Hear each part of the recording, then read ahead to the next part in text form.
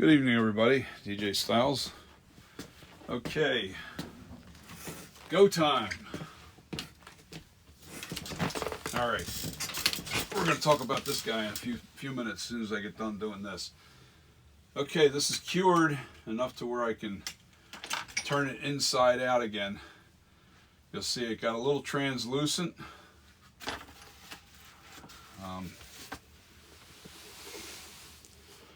Let me see if we get a better shot at that. Okay. You can see how it's all solid. Yeah, it's really stuck to that. It ain't, that won't come off. There's no way that's going to come off. All right, so with that being said, let's turn this mask back inside out and see if those lips come apart. And I'll tell you, I'll put the mask on, and it's tight on me, this mask. Oh, wow. Yes, I'm doing this live, so I didn't do this. Yeah, look at that. It's perfect. I don't even have to do anything to this. It's still got the little bit of a seam there. You can see it, but it's closed. And now I want to put the mask on and get myself on camera to show you when it stretches out.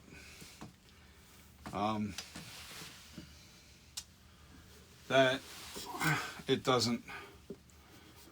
Now this mask is pretty tight on me, so I had to put a slit in this mask. This is a thick mask, and I got a large head. Okay. Now I'm going to hook them in frame.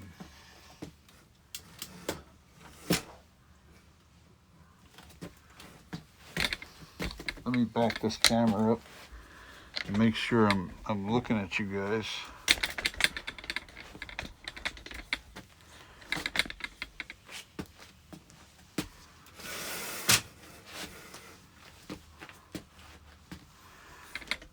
Hold on. Almost there. Okay, guys. I'm in frame. My chin's down in this area here. Yeah, that's not going nowhere. That's fixed. That'll never come out. There's no way. There's a lot of latex on the back side of this mask. I don't know what you can see, but this mask is really tight on me.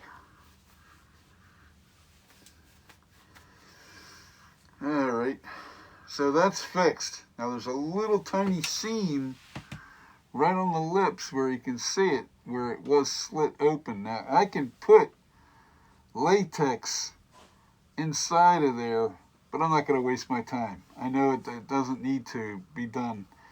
I can just paint in that little slit a little darker so you can't see it.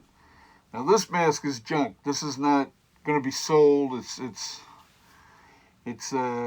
is like a prototype that it was like from one of the first sculptures that I molded, and since then I've retooled several times this version of this mask. The eye cuts were too big. Actually, they're not too big, huh? But I don't know. Maybe they look big to you guys. But that's fixed. This is permanently fixed. That's never going to come apart. And it's comfortable on the inside. I don't feel it because it's not really touching my lips here. But most of you guys are collectors and you're trying to fix your mask that have the slit in it and you don't like that slit. I just showed you with the other tutorials how to do that. The key is getting that fabric. You have to get that fabric. It's a 4-way stretch. It's Lycra is what it's called. It's the same stuff that's in dance skins. I'm trying to remember the name of it that they call it, but it's the dance skin stuff. But you want to make sure that the stuff is real thin. Because all you're actually doing is giving your latex something to grab onto. See how this is all, see how thin that is? It's a really thin, but that stretches in every direction. And I cut those little pieces, and you just put, you only need one piece wherever you're closing in, because all you're trying to do is give the latex something to stick to and bind to the rubber that's on the mask already. And you always want to make sure that you sand the inside of the, the mask where you're closing it. You never close it from the outside. Always close your seams from the inside first, because the latex, you don't want all that runny stuff all over your finished product. You want the fix to happen, has to happen on the inside of the mask, not the outside. But this is permanent. This is not, that's not going to come apart. No way. Nope, I'm pulling on this as hard as I can. And I'm telling you, that's not coming apart. So, with that said, guys, now I'm going to explain what I'm doing over here with the sculpture. I'm going to take this mask off and take the phone with me.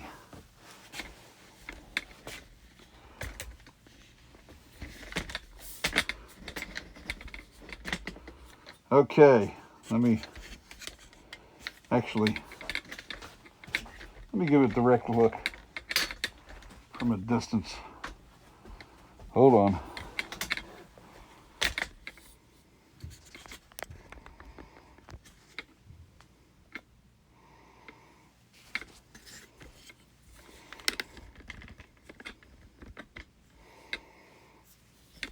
Give me a second, guys. I've still got the mask on. There. That's a permanent fix there. That ain't coming apart. Okay, let me get that other thing out of the way.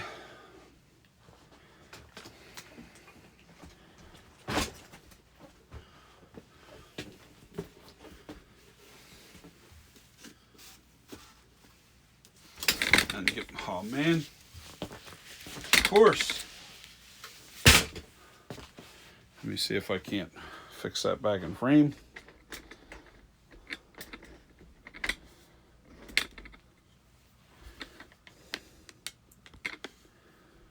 I'll explain what I'm doing to the sculpture.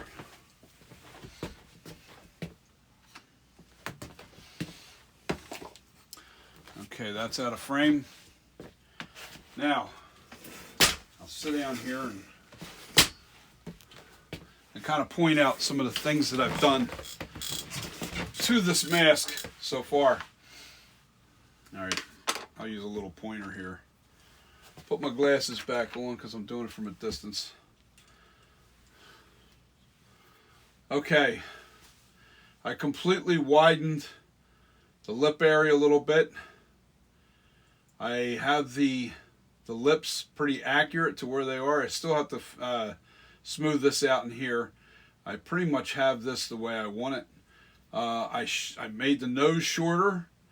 The nose was probably just a little bit longer than that, and I shortened the nose. Now, the screen used mask that I have still shots of, that I'm actually sculpting from, the head is just a little bit wider and a little bit, and the jaw line's a little bit more narrower. I'm keeping my original 1978 look, and I want to keep this. I want the same look on my sculpture, but I did change in here. I made the scowl more prominent.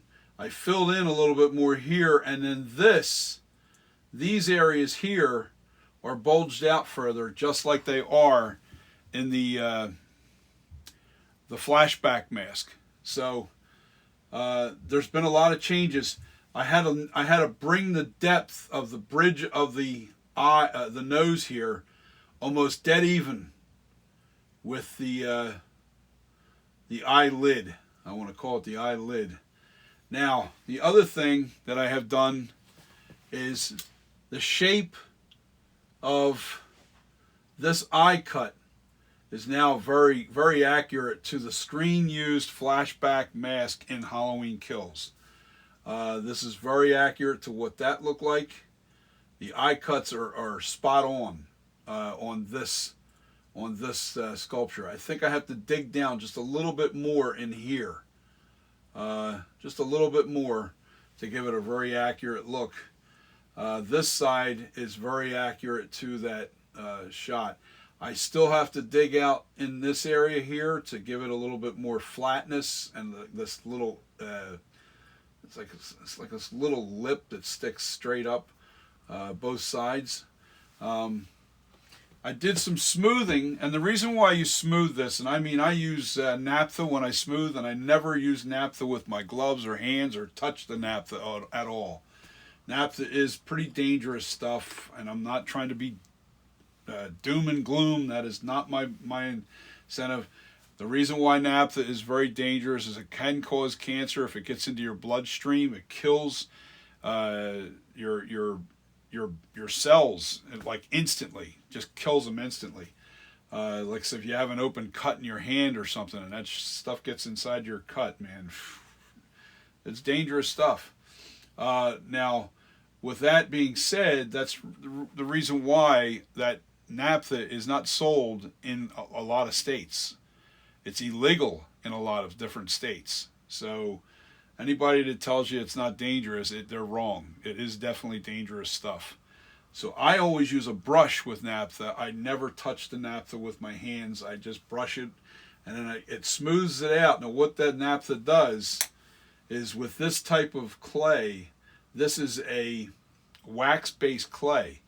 It just melts the very outer surface of the clay, and it dulls down that shine. Now I've been rubbing on this in spots. That's why you're seeing some shine on it in different areas. I was still working on the scowl a little bit. This is probably close to what this mask is going to look like. I still have the ear to fix over here. I did fix the ear on this side. This side's done. Not done, but you know, it's close. There's still a lot of smoothing that has to be done. There's all kinds of smoothing. I still have this neck area has to be done. I have to fix this from being that was the Halloween Kills sculpture that I'm actually smoothing out and putting back to the flashback mask. And I am trying to be accurate to what the features are on that mask, but I still don't want to lose my original NightCreeper look. You know, I don't know. I'm very pleased with the shape of the head. It is accurate to the original mask. Especially the shape of this forehead is definitely accurate to the original sculpture. And I'm not talking about the details. I'm talking about just the shape itself is very accurate to what the original was. I did bump this out further and then lowered this chin line. I brought this chin line back. I actually brought this down, and I reshaped this whole bottom jaw completely again because my lips, I lowered the lips. They were a little higher than this, and I lowered the lips to shorten the chin. All right, and it also created the right length from the bottom of the nose to the top of the lip here.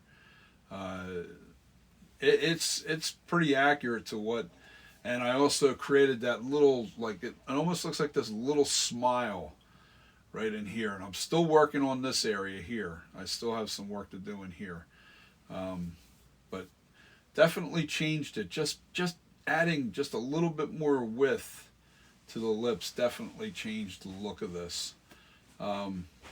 Yeah, there's still a lot of smoothing that has to be done. You see the little tiny ridge bumps and stuff. That all has to come down and smoothed out. The features can't be as dramatic as they are here because, you know, they all have to be lowered just a little bit more. There's work. There's work that has to be done here. This is nowhere near finished. I've been doing videos, little videos of my progress and what I've been doing. I started out, and then I hate it because I keep making little tiny, oh no, I don't want to go with that direction. Let me try it this way. And yeah, this is a very difficult mask to sculpt. The William Shatner look is not an easy look to achieve. Um, you know, if your pitch is wrong or your angle, especially the profile is where it starts. That profile really has to be accurate. The reason why this almost looks like it's protruding out is because when the mask is on, it's actually leaning down more. It's more, let me show you, like it's more like that looking at you. Now it looks correct, you know, when you're looking at it. Now it looks like, ooh, that's the mask. But when I have it leaning back on this armature, as you can see, this is pitched. The mask area is pitched. Now I still have to fix the old cracks and the cutout here and on the side. I did lower that bump out that I did for the rip and the tear in the neck. I'm probably going to leave these ridges in my mask. It's like a staple of my version of the mask. And actually in the 1978 they were there. The throat right where the Adam's apple is, there's these little ridges here. That was in the actual 1978 mask, so I want to definitely keep that. I like that look. Gives it a more real look. I don't want it to be super smooth like that flashback mask. I've looked at the pictures, and there's some things I like on the flashback mask, and then there's some things I don't. And those are the little things that take away from the original 1978. Is the flashback doesn't have the throat. It doesn't have the proper shape in the head up top. Everything else, it's close to where it's at. Like the eyebrows on this are more accurate to the original than the flashback mask. The flashback mask almost looks a little like, well, it looks like this guy here. I mean, that's actually, it looks more like this, the flashback mask, than it does the actual 78. This is going to be Custom Corpses flashback Halloween Kills flashback mask. When I'm done sculpting this, it should be very close. It's going to give you that look, but it's still going to maintain that 78 features, the 1978 look. I want to keep that 78 look. I'm just a fan of it. I know some people will want that exact flashback mask, but I keep thinking about, Trick or Treat Studios is going to come out with this mask at some point, the flashback mask, and I don't want legal problems. I don't want to make something that looks identical, because we have enough pictures of that flashback mask to actually achieve that that exact look. But I don't want to make it exact. It is what it is. They do come after you if you're really like stomping on their turf, and you're very limited to how many of these you can actually sell to the public, because what happens is, just a certain number that they'll allow you to do, and then after that, if you're reproducing these masks by a lot, you can get into trouble. So even this, I can still get into trouble if I were to start making a huge line of this, because it's still really copyrighted. That's why I can't wait to get into doing just monster masks where it's just your original stuff. I love Michael Myers. I'm more of a fan of the series and the movie. But I'll tell you, the only movies I liked was Halloween 1978, Halloween 1981, the original Halloween 2. I did like that movie a lot. Some people have complaints about it. I loved it. And I did like Halloween 2018, and Kills I loved more than 2018. My problem with both Halloweens in this new line of, this new timeline, so to speak. I think what I don't like about it is the script, not so much the script, because the script is part of the storyline, but the dialogue was really it's just weird and kind of stupid, and I joke about it. I always say, God, if they would have really ruined the movie, if this movie would have been horrible if Michael Myers talked, because they would have ruined him with the script writing for sure. But with all that said, the real star of that movie, both movies in 2018 and The Kills, is Michael Myers. I love the brutality, because you really can't go back to what he did in 78. But you can, the brutality of Michael Myers, it was awesome. Now, the one thing I gotta say, in both 2018 and the Halloween Kills, where they keep missing the mark is they never show his point of view. They never show him looking through the mask, or him actually, you don't actually have to see the eye cuts. You just need to watch him watch people. Why didn't they do that? I don't understand why they never showed him stalking people. That's the one element about Michael Myers was the fact that in 1978 was the creepiness of his stalking, and he always seemed to be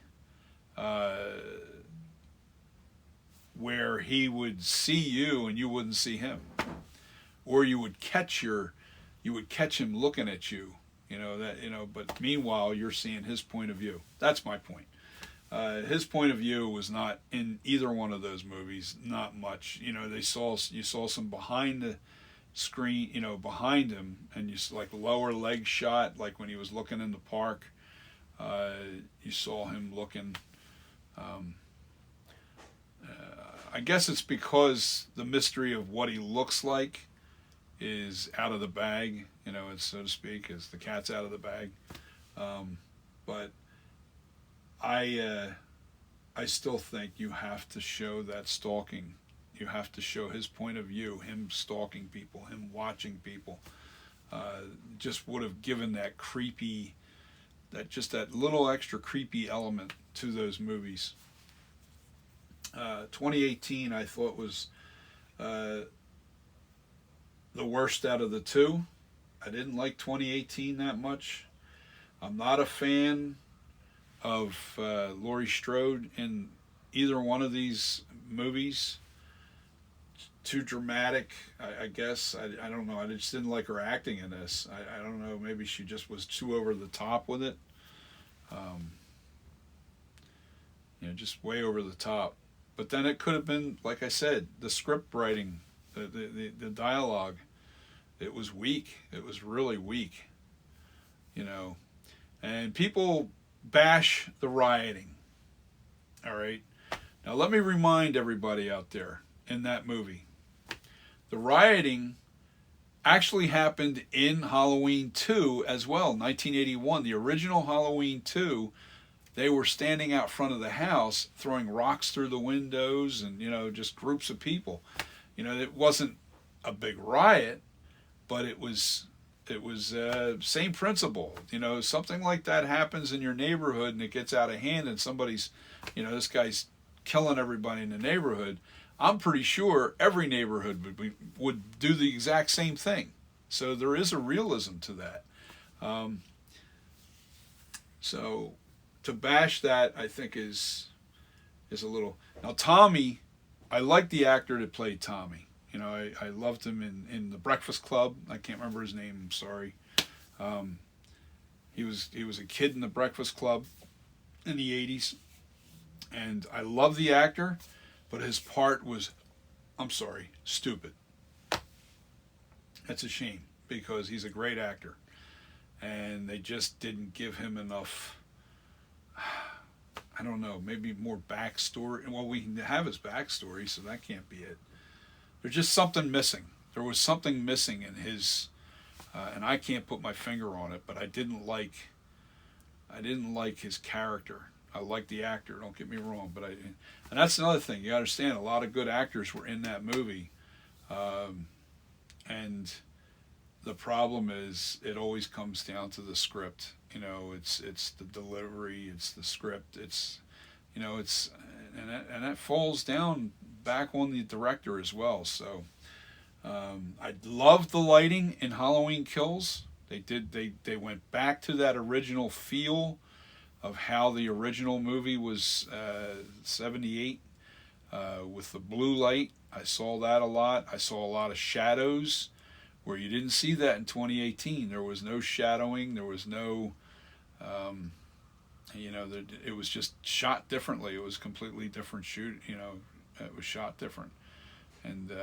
you know, I guess that's why I'm a Halloween geek nerd. No, and I actually seen that movie in the theaters at the age of 16 back in the end of October in 1978 when the movie first came out. I was one of those kids that saw that movie for the first time in the theater when it was brand new.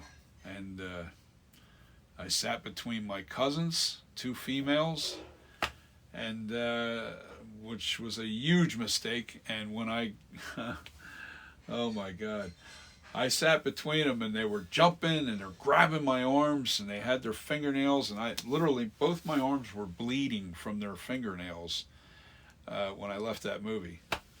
But my cousins, it was so funny because they were they they buried their faces, you know, under their arms and, you know, covering their face. I don't even know how the hell they even seen the movie, but boy, every jump scene just scared the heck out of them. That movie was scary for its time. It was the first of its, I would say the first of its kind, because the category I think that Michael Myers fits into would be Psycho. You know, that had that same feel. Also, another one that was like that was, especially point of view, was Black Christmas in 1974 or 1975. I'm not sure which year it was. It was 74 or 75. Black Christmas was like that. That's a good one to look up. You want point of view and creepiness, and there was one element that added even extra creepiness to that Black Christmas was the way they made the vision look really kind of demented. It was done through, you know, camera, but it was very demented looking. I know I'm probably out of frame, but that's okay. You only need to hear me. You don't need to see me. I'm not trying to be a star. I don't care about that. I just love doing this stuff. But this is where it's headed, and this is how it's looking. I'm not going to bulge out the head. I'm not trying to replicate. I thought about it. I was going to try and replicate it to a T. But the thing I was worried, I'm sorry, I worry about is the fact that if you replicate it exactly like the movie, they're liable to come after me for that. I don't need that kind of headaches. I'm 60 years old. I'm enjoying what I'm doing. I'm going to give you a really high quality, intense looking Michael Myers mask to the best of my ability. And like I said, I'm new to this business, so, and I'm not looking for trouble at this point. I just want to make a nice mask, sell it, you know, to a very few lucky people.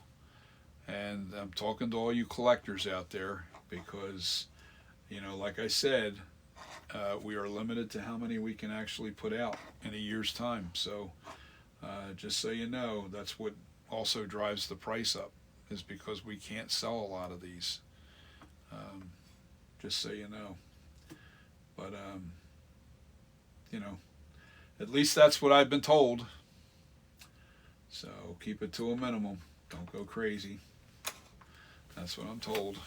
So anyway, yeah, this is going to be done faster than I really thought. I think this is going to be done within the next probably couple of weeks, because I'm getting close to the look of where I want. I've been focused on the face area. That's what I've been focused on, and I did do some of the ear over on the left side. Your left looking at the camera, this side.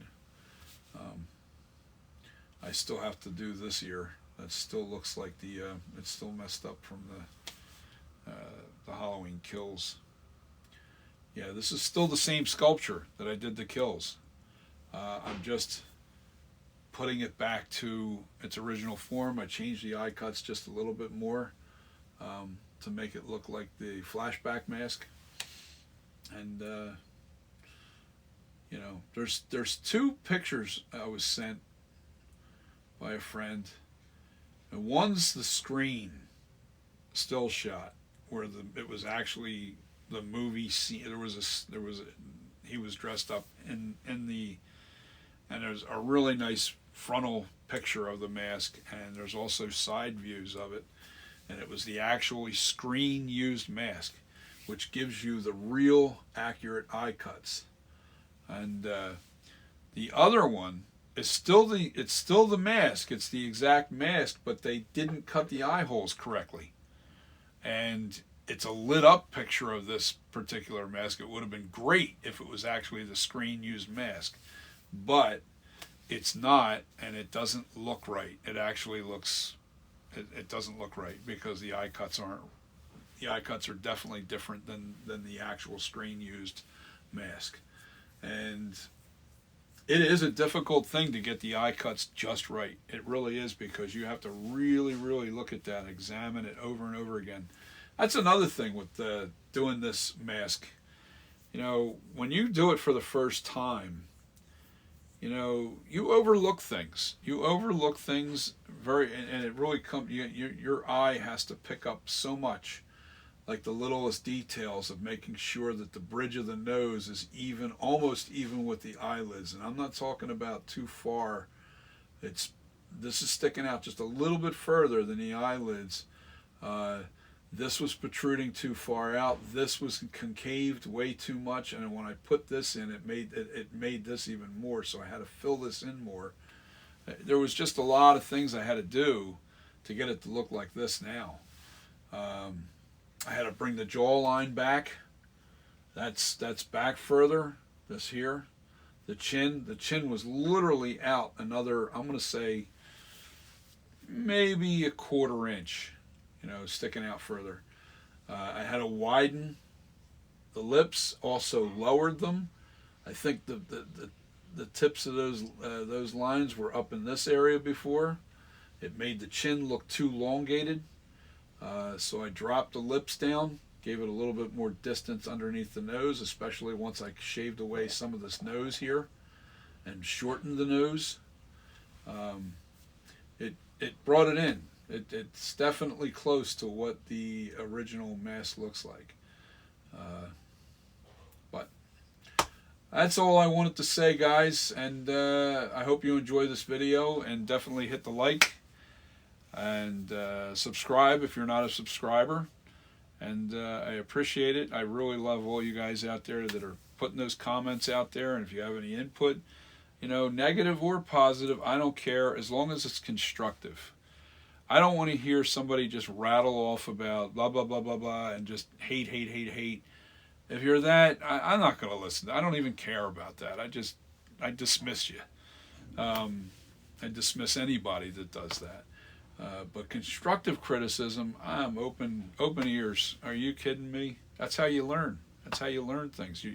Somebody might say something and wow, you know what? You're right. And it happened a couple times. you know, in this process of making this mask, where somebody had made a comment about the eye holes being a little too big, or, you know, and yeah, you were right, because when I looked at it again and looked at, you know, I was looking at it on film, I was like, you know, I got to change those eye holes. They're not right. The angles were right. That it felt right, but they were too big. So, with that being said, this is the eye cuts now, and they're small. They're smaller, much smaller than that mask that I had just put on to show you that stretch. Which reminds me, that mask was just a prototype. That was just like the beginning stages of sculpting that mask. The lips were wrong. Oh man, the lips were horrible. I'm looking at it right now. It's across the way from me, and wow, yuck. But I'm happy with this. This looks definitely 10 times better. This looks more like the original sculpture, or when I say sculpture, this looks more like the Don Post William Shatner mask. The lips on here, but like I said, hit the subscribe, share the content, hit that notification bell too, so whenever my videos come up, you will get the notification. And I hope you guys love the content, and I want to keep making and do a lot of different things over the course of this winter, because you know, it's not interesting if you're not putting videos up. So I'm going to constantly stay steady. I'm told that I'm going to have to start learning how to edit the videos, because doing it like a live stream, you know, I guess it can get boring, especially if the videos are too long. So I'm going to shorten my videos. This one's a little long because I'm tackling 2 different subjects. Showing you the progress of the flashback, and I just showed you the finishing job on the